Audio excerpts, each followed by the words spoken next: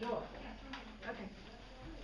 All right, well, good evening. And this is proof of study, POS, POSYC, and all kinds of funny little symbols in your planner. And what it is called proof of study. The POYC is proof of study, your choice. And we've got all kinds of little things. But it is an anti-anxiety trick that we like to use. Here at Noble, we know that there's a great deal of anxiety when it comes to test taking, and test preparation is so important. And so what you will see a lot of times, especially in the 6th, 7th, and 8th, and 9th grade, is probably a sheet that came home. And by the way, all of these will be available for you to print out online. So I didn't make copies because we weren't sure how many people were going to attend. So we have, for instance, the 6th grade, I think they went ahead and laminated theirs on a strong copy of cardstock and stuck it right there in the center, on the front of their book, so they can always refer to it. We have noticed that a lot of students go home and they say, well, I studied forever and I didn't do well. And we'll say, well, how did you study? Well, I didn't text, I didn't use the computer, I didn't play video games. Why didn't I pass? And I said, well, what did you do? And they really can't say anything but, I looked at the book, I studied the book. And so proof of study is actually just active, engaged studying. And we have 10 or 15 ways that we give them choices to do, like to manipulate things, like perhaps do flashcards. And not just flip them back and forth, but play games, concentration, do whatever you want to do with those flashcards. We all learn differently, and we all learn differently for different subjects. So not only are we trying to reach all the students, we're trying to reach the same student in all the different ways that they learn. Like science, for instance. Everybody loves science. And they get that. So maybe they don't need a proof of study in a certain way, and yet they, for instance, weather is a great one to use vocabulary, because it's mostly vocabulary.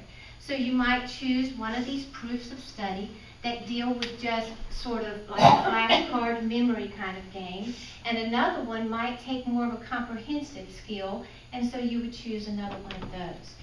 They will be taught and exposed to these proofs of studies, and you might see the proof of study number 1, and that means like to create note cards and play a game with it. Or you might see POS number 8, and that's just create a simple game to reinforce a concept. And then the proof of study, your choice, it usually occurs on the night before the test. And the hope of that is that they will choose which one fits them at that moment on that subject, and they will be able to go and prove to themselves, have I studied for your science? Well, yes, I've got these note cards, I did this game, I talked with my parent back and forth, and the anxiety can be reduced because now they can say, I have prepared. And they can go on to another subject, because when you enter 7th, 8th, and 9th grade, the world does not stop when you have one test. You still got, oh my goodness, math. I got a quiz in science, but I got an English test. What's up with that? Well, it's just it has to go on. So what they're trying to do, with proof of study, the attempt is to reduce the opportunity, to reduce the anxiety, for them to open up to the opportunity of, I have accomplished this, I can go on to other things. So like I said, in most of the 6th, 7th, and 8th, and 9th grades, for the 7th, 8th, and 9th grades, you'll probably find the sheet of paper in that blue communication folder in the back, the last black little slip. So it's protected, it's there all year.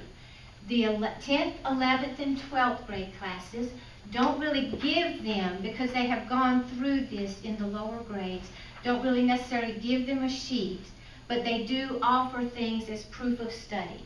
And sometimes it'll be done in the classroom, and sometimes it will be sent home as an assignment. Does anybody have any questions? Yes, ma'am. My daughter's a 10th grader, so she's new here. So could she get that so we would have that to review at home?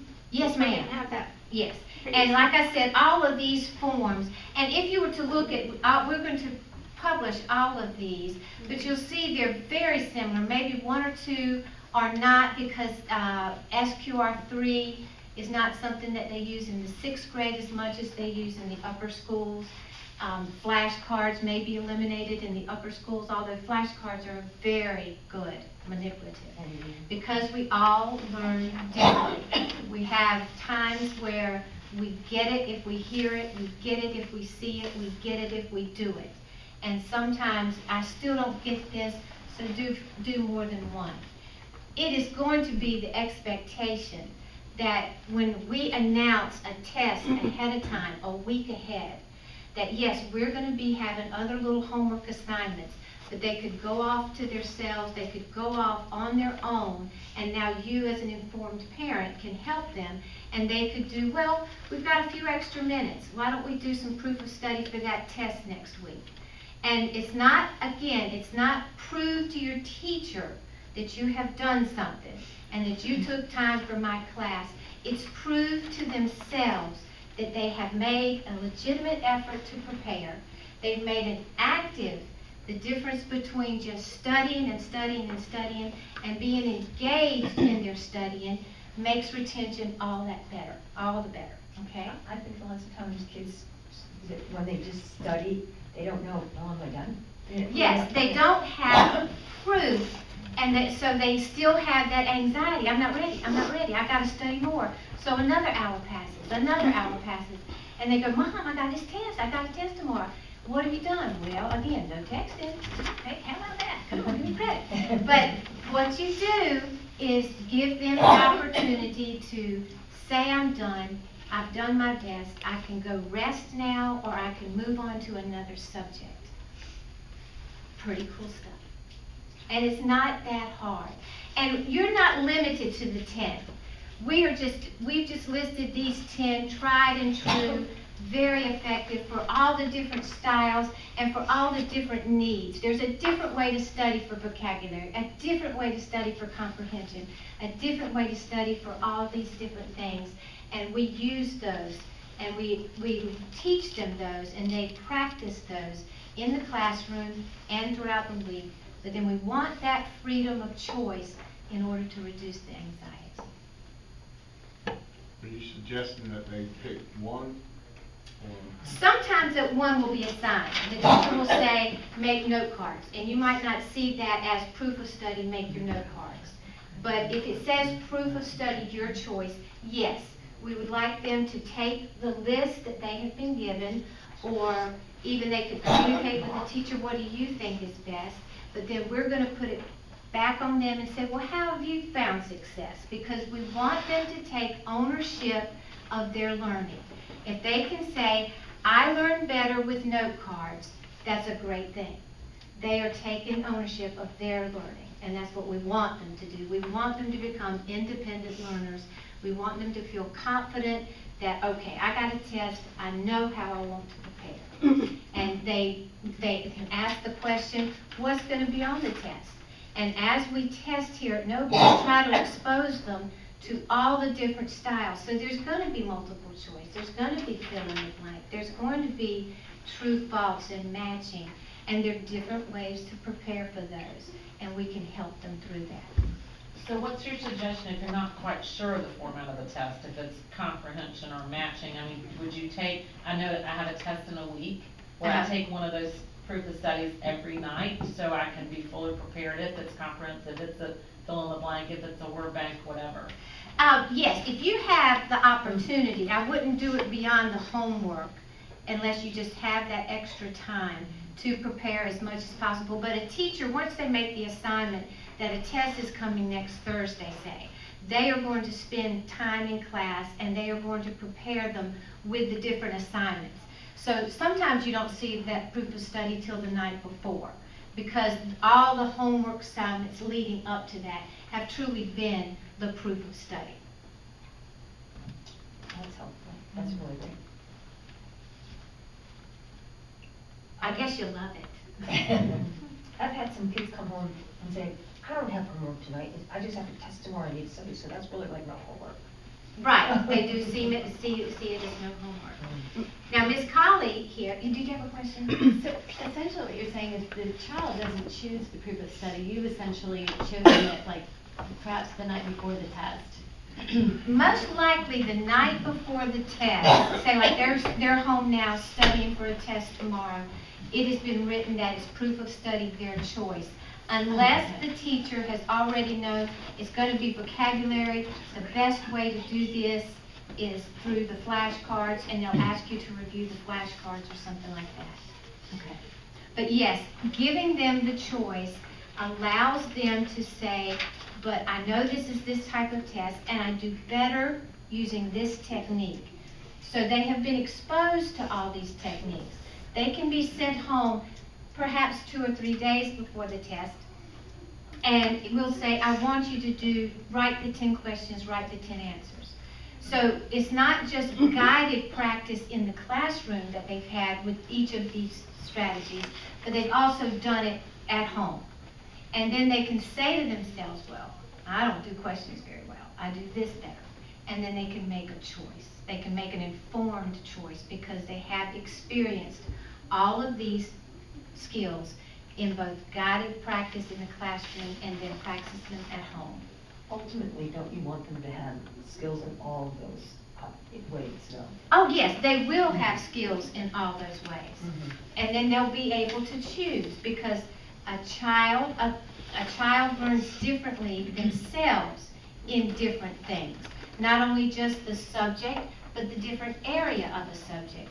So one way is not going to fit math forever. One way is not going to fit science forever. One way is going to fit the moment. And that's what we want to do. So we expose them. They're way more than 10, but these are 10 tried and true.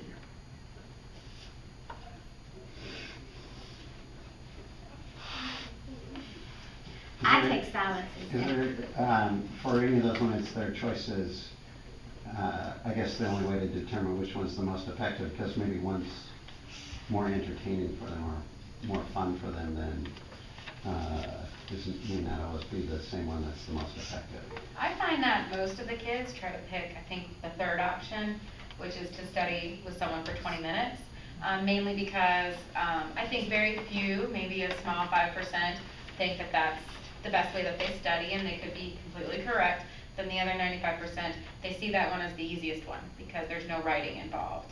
And it's just, you can write down, I studied for 20 minutes and get a signature, and then you're done with that assignment. So most of the kids pick that one, which is why, like Ms. Stell was saying, teachers will assign. Because if we don't assign, I know my kids always go immediately for number 3. I mean, they go so often for it that I know it's number 3 on the list. Yeah. So sometimes we assign to make them try out some of these other ways. And I tell them too, you know, for me, it was flashcards. Even for my GRE, I made myself flashcards.